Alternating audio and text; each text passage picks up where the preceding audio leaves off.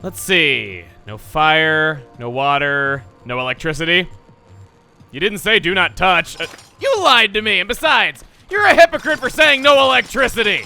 Hey everybody, it's Chugga Conroy. Welcome back to more Splatoon. Last time, we checked out the .52 gal, one of my personal favorite shooter weapons. Tired of hearing me say that yet? Well, good news for you, it's probably the last time. This time, we are going to be going into the long-neglected stage, Floating Sponge Garden. Soak it up.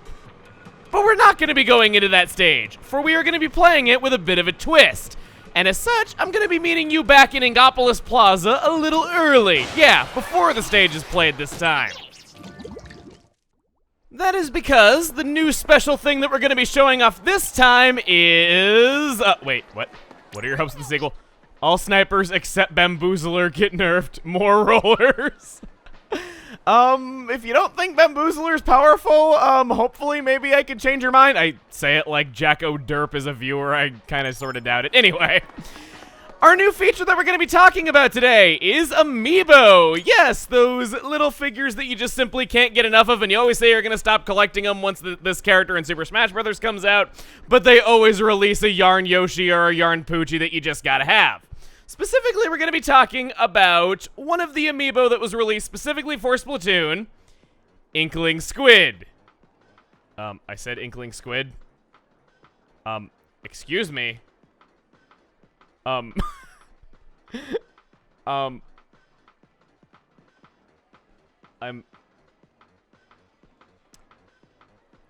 be right back. I am very glad that I have two of these.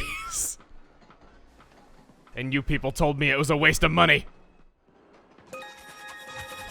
Second time's the charm. Why, hello there, friendo. Thank you kindly for summoning me here. I can see you're just itching for some way to test your skills. Well, I've been thinking up some challenges that might float your boat. What do you say? Think you're up to the task? By the by, I hear you've been making quite a splash over in Octo Valley. In fact, I saw you at it, wearing outlandish gear and fighting odd creatures. I think that proves you'd have what it takes to attempt my challenges. What do you have to lose? I have some nice rewards for you if you win. Do you want to make an attempt at this challenge? Inkling Squid! From having this Amiibo, you can play 23 additional challenges in Octo Valley that are not otherwise accessible to you. These are just bonus missions. You are replaying the same stage, just with different conditions. Think of them like Prankster Comets in Super Mario Galaxy. To demonstrate what these challenges can be like, how about we play the first stage once again? Kraken Time Attack is the challenge that we have this time, and we get a cash reward if we were to do it. This is a bit of a weird type of bonus mission. Basically, your squid form is by default just the Kraken, and you get to be Mega Invincible Death just plowing through the stage without any sort of opposition. This is fun, and you can blaze right through these challenges really quick for some easy cash, but because that is kind of on the easy side and there's not really much interesting to say about this, I don't think we'll be doing these as a serious challenge in place of doing the stage. Also, wow, this guy's actually kind of hard when I can't be invisible when I'm a squid. So much for that. You can't turn his house to be covered in ink. Okay, good.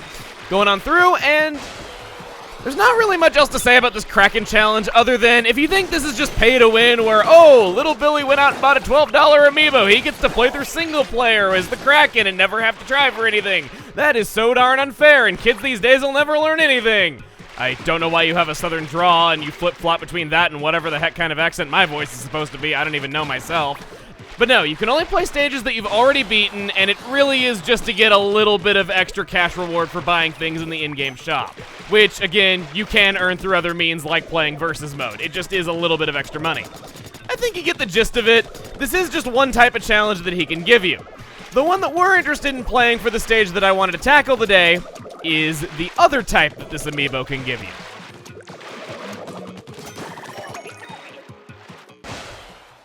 Once you've cleared a challenge once, you can play it again, but you get significantly less cash for it. So it's not super viable as grinding. Maybe if you enjoy a stage just that much, or you're a little short on cash for buying something that you want from one of the stores, you could do this, but not overly viable.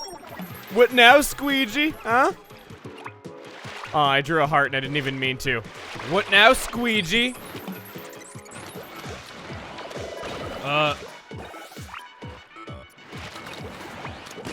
Brutal.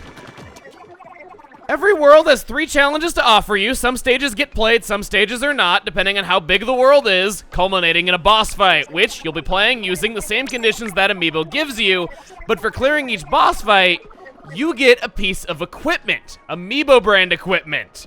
You can only get this from these challenges, however, they do have abilities that other stuff in the game has normally. They're just basically duplicate pieces of equipment that have main abilities that you can get on other hats, other shirts, other shoes, that kind of thing.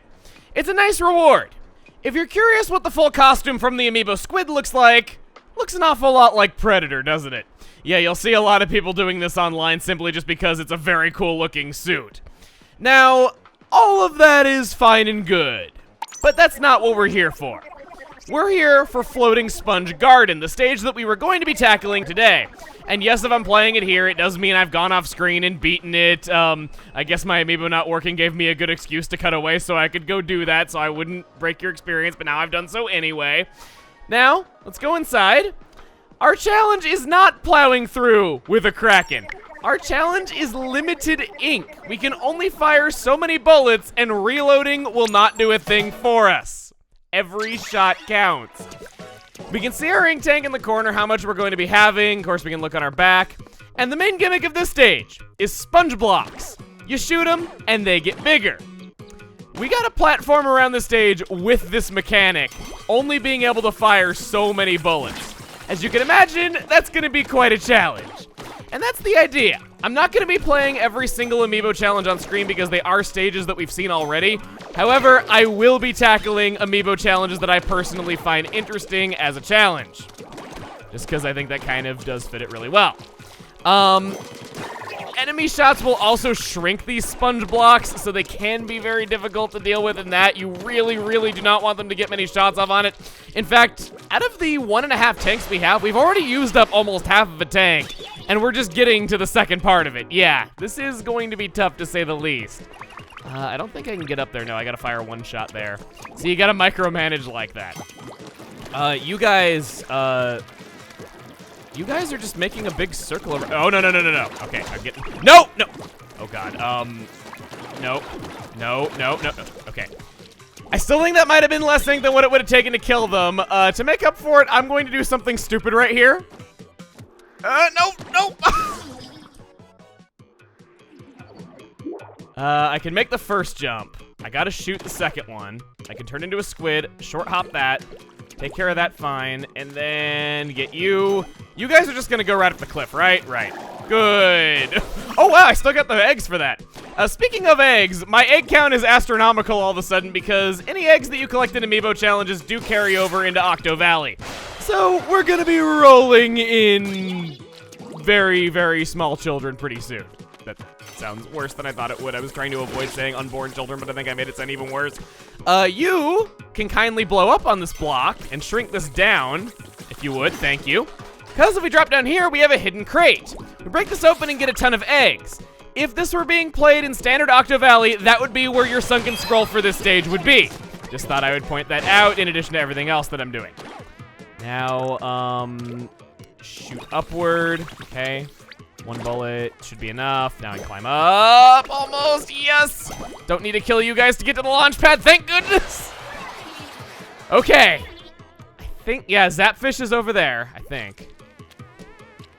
This is gonna be kind of tough. So let's pump that up there. We still have about 3/4 of a tank. You're not within range for me to kill you, so one more bullet. There we go. They saw me for a brief moment, but they don't know where I am. Good thing they don't have the intelligence of a typical level 40. Gimme. You're gonna, okay. You're gonna not hit me, thank goodness, okay. Octo Trooper shots could be a little bit scary. That could shrink a block really quickly, so I'm gonna go for the middle. And now, let's have you eat not lead and that. Okay, I think we're at the home stretch. This shouldn't use up any of my ink. I hope it does not. Okay, it doesn't seem to. Let's pop that up, pop that up, pop that up, pop that up, and I can foam. And after I fold this one, I can Wow, that was kind of funny looking, just how derpy he looked with covered in ink and his face just looking all whoop. I can finally enjoy full-size sponge blocks. If I can break this glass, we have done it. And if you were curious, I have not actually tried to use bombs in this stage because I'm not that crazy, but I would imagine they're cut off from you because the display does not show off in the middle, because the display does not show up in the lower corner. There. Nice. Your skills are impressive. Here's your reward, just as promised. You cleared this challenge. Try it again if you'd like, but the reward will be less. There are other Amiibo figures that you can get, and they have different challenges than this. We've seen the 2 types of challenges that the Squid Amiibo can give to you.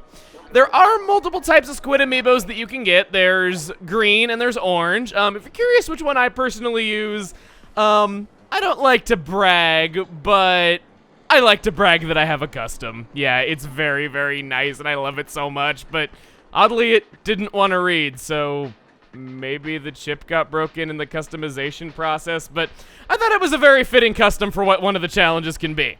Anyway, that is our adventure in Octo Valley and our special... Cheese wants to say Seth, okay. Our special new feature that Splatoon has for you. Knocked out, 2 for the price of 1, Grandma. Sunken Scroll says, the terrifying biology of the Inkling. Strength can leap up to 5 feet. Brain, simple and predatory. Bones, none. Eyes can spot prey from 100 yards away. I almost read that as I do yard away. Defense, high pressure, high capacity ink sac. Ugh, I hope I don't run into one on the way to the bathroom at night. Let's go onward to lay down with the fat man. Meow. Have you visited all the different shops yet? You might just be fresh enough at the shop to shop at them, right? Meow. Each shop stock changes daily, so it pays to check them every day. Pretty standard hint. Now that we got all that done, on to the weapon of the day. The N-ZAP is another weapon with a Sheldon's Pick variant, having 3 total sets. The first of which is unlocked at level 5, the N-ZAP 85. This one might be designed for shooting ducks, but it's just as good at shooting squids. If you're good with the Splattershot Jr. and want to pick up a new weapon, this might be what you're looking for. It's incredibly similar to the Junior in core stats, in that the only differences are higher range and tighter accuracy. Due to each shot having low damage, the N-ZAP manages to rapid fire without needing to reload all that often. When fighting up close, it can outpace a lot of other weapons in damage, and it's even a very certain 4-hit kill. The only way that defense up can turn it into a 5-hit kill is if your enemy has 3 main defense ups. Its sub is the Splat Bomb, once again looking awfully similar to the little Splattershot Jr., aren't you? It sounds like I'm about to pinch its cheek. Anyway, as always, good at flushing foes out where you know they're hiding, good at manipulating their movement, good at throwing them behind them and sweeping fire forward to get an easy kill. It's just a good complement to this, and the longer range makes it a bit more helpful than it does on the Splattershot Jr. Its special is the Echo Locator, which is, once again, very welcome on a weapon that's about continuous fire and accurate shots. Makes aiming and shooting a lot easier for first-timers, but does a good job helping the entire team and putting pressure on them. In the way of equipment, I especially want to recommend Run Speed Up. It is excellent on the N-ZAP, as it has fast strafing speed as it is. This makes it even better, and it helps it cover the ground a lot faster. Since the shots are very straight and very accurate, it's not going to cover the ground nearly as fast as a Splattershot Jr., but this will help it in doing so that you can keep that Echo Locator going again and again and again. Second variant, unlocked at level 8, is the N-ZAP 89. Sheldon says it has an updated design for legal reasons, which has a surprisingly dark story behind it. Basically, there were incidents throughout the US in the 80s in which water guns looked too similar to real guns, leading kids to mistake real guns for toys. This led to legislation that required toy guns to be made unmistakably different in appearance from real weapons, causing Nintendo to have to redesign the NES Zapper to look this way. Anyway, enough depressing trivia. The N-ZAP 89 is identical to stats to the 85, much like in the real world. Even the special drain is the same. The sub-weapon on the 89 is a first. Not too many firsts left to go, but this still manages to be one. Sprinkler. This is the drone of Splatoon, spraying ink automatically in a circle around itself until destroyed by an enemy attack or until a new one is placed. It sticks to almost any surface, including walls, ceilings, lampposts, so many things. Look around the stage in recon mode and test the limits of what sprinklers can be attached to. You might be surprised by the sorts of things that it can actually stick onto. The higher the placement, the larger the paint spread, similar to using a roller or a slosher while jumping. A favorite of mine is sticking it to the underside of the bridge above Bluefin Depot. It's out of most weapons' range, and people find it so frustrating to deal with. The ink from a sprinkler does only 30 damage, but it's an annoyance that the enemy will want gone, especially in splat zones, so it makes for good bait. Another interesting use for it is to stick it on a moving platform, like the forklifts on Port Mackerel, the rotating platforms on Museum d'Alfonsino, or the crane on Salt Spray Rig. It not only covers large amounts of turf, but it makes it more time-consuming to destroy from a distance. Similar to the squid beacon, it takes a short time to destroy and can be used as a very, very short-term shield, though it does take a bit to activate. Any turf that the sprinkler covers awards you points as if you shot and covered the ground yourself, so it's always an easy way to build up your special quickly regardless of what set it's on. By inking so much more turf, it gets to use its special even more often, which by coincidence is the ink stray. By being able to ink more turf with the sprinkler, it gets to use this a ton. Using it a lot will in turn ink even more turf more often. Basically, it's a less aggressive version that's well suited for turf wars and for splat zones. You might be wondering why bomb range up isn't here, and it doesn't affect sprinklers. It affects lots of other things that aren't bombs like disruptors and point sensors, but not sprinklers. I only just found out about that a few weeks ago, and I've seen a lot of other people get this wrong too, but it doesn't. Then last, the Trinity wouldn't be complete without the Famicom version. The N-ZAP 83 is a Sheldon's pick, meaning that of course you will unlock it at level 20. It has the same stats, but its special depletion is medium this time. Its sub-weapon is a first, point sensor. Think of it like an echolocator as a sub-weapon. The trade-off is that it will only track enemies that are hit by the blast. It tracks for 8 seconds, though this will not always be exact, as the timer can be affected by other players' lag, and just like with echolocators, some of the time can be mitigated if they're packing cold-blooded on their shirt. Though it covers the most surface area when thrown at the ground, it can be thrown at walls and start tracking players on the other side of an obstacle as long as they're within the blast area. On the note of blast, yes, this sub is improved with bomb range up. It might sound a little bit underwhelming, and I'll definitely agree that it's not the most spectacular sub-weapon out there. Plus, a lot of people look at it and compare it to the Disruptor and think the Disruptor is just the same thing, only better. But there's 3 major differences why you would want to play a point sensor over a Disruptor. One is obviously that an echolocator points out an enemy to your entire team and not just people that are within eye shot of them. Second is that the blast area is a lot bigger, so you're a lot more likely to tag multiple enemies at one time. Third is that it's dirt cheap. Without carrying any Inksaver sub, it can already be used twice without needing to reload and still give you a respectable amount of ink left over. Its special is the Kraken. With run speed up, you'll be able to build this up a heck of a lot quicker because the turf coverage on the N-ZAP is so much better with it. Of course, Kraken is one of the most versatile specials out there, but on this particular set, do not underestimate the combination of point sensor Kraken. It's one of the best things about the point sensor. It's a seriously underrated combo that not many people talk about, and it's one of my personal favorites. Of course, with any Kraken weapon, consider special charge up, consider special duration up, consider swim speed up. Makes sense. I gotta be honest, I've never played Duck Hunt a day in my life because it doesn't work on HD TVs, and I didn't own an NES and a CRT at the same time at any point in my life, so let's see what that level of experience does for me as we see the regular battle stages. Flounder Heights! Oh, I've been waiting for this! Whoa, I can see the mountains in the distance! Yes, I also have eyes. Hammerhead Bridge! I can't wait to dive across the bay on this bridge. I don't know, I kinda like the relaxing ferry trip myself. Considering nobody in this world can swim, Marie, I think you're on the right track there. Oh, Walleye Warehouse could have been such a good stage though, but I'm happy we got Flounder Heights. One of my favorite stages in the game, easily. Anyway, into the lobby we go. I'm going to abide by US water gun legislation and go with the N-ZAP 89. I thought about this for a while, and while I do like the 85 too, simply because bombs, I decided that for Turf Wars, this could be a fun one. I've gone with special charge up, run speed up, swim speed up as my main abilities. Some might say that the special charge up is, how shall we say, superfluous, but I think it could be kind of fun, especially stacked with the sprinkler, just launching off ink strikes all the time. Sounds like a ripping good time.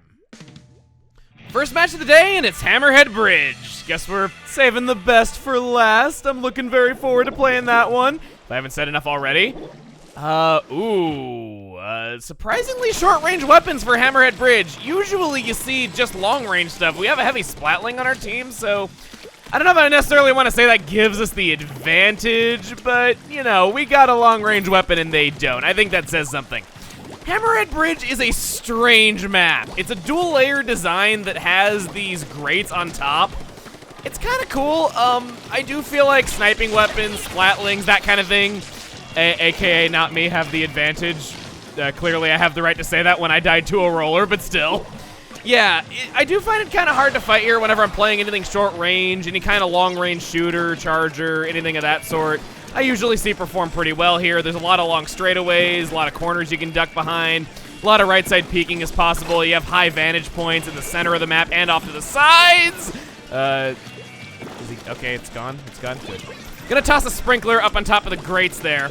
It is vulnerable being placed so close to the center though, but I mainly just want to get my special built up so that I can, launch off an ink strike. You can see somebody's over there thanks to them being marked on the gamepad map. Whenever somebody is whenever somebody's taking damage from your ink, you can see where they are in the gamepad map. I guess you have like supersonic vision or something for when people are in pain. I don't know, but in addition to being able to see people being tagged with an echolocator or a point sensor, you can see that. Tossing that up there. And where did the roller go? That's a sloshing machine. Oh, I can get revenge on his kind that I despise so much. Trying to be careful here. Where did you go? I'm trying to keep track of where people are though, but there's so many corners. Oh boy, oh boy, oh boy. Not enough stuff happening. I gotta just move forward and take it. Give me my special. Gonna launch you. Might as well remove some of the squid beacons there. Their squid beacons are doing pretty well for him there. Oh yeah! I think I got somebody who was super jumping in. Got you from behind. Let's go on a killing spree. Come on, I gotta get more. Gotta have more. Now that I've tasted the nacho cheese that your team is trying to cover us in, and I gotta have more. More! So you did. Oh! He killed my sprinkler and killed me in one fell swoop. Oh, we're doing better than I thought we were. I kind of thought they had us locked down, but maybe not. I think I'll just kind of make my mission getting my ink strike built up. I do have my run speed up, and it's just so good at covering lots of ground with the strafing speed of the N-ZAP.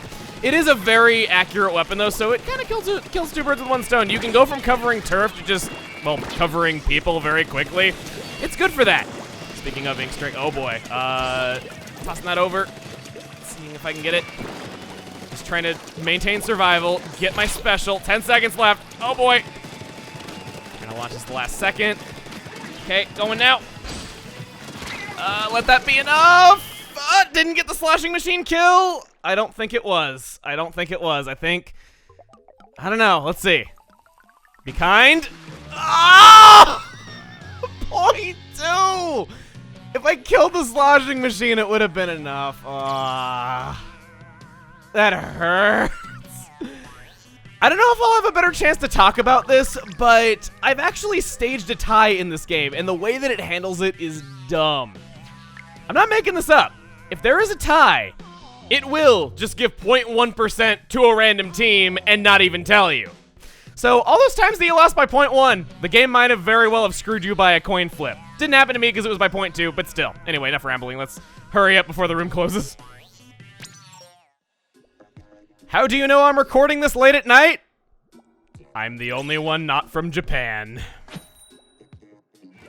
If there is one more thing I want to say about Hammerhead Bridge before totally moving on, it's that those grates up on the upper level are fantastic as a vantage point if you're a longer range weapon, but they also do make you very vulnerable. Remember that a lot of weapons have trouble attacking directly below themselves, whereas attacking directly above yourself is not that difficult, making it so other players can very easily target you. On top of that, the areas in the center are surrounded by grates, yes, but they're also surrounded on all four sides by climbable walls. So there's many different ways that people can approach you. There it is, Flounder Heights. Our team, okay, interesting. They're interesting too. Stuff that outranges me. There, I laid down a sprinkler right at the start of the match.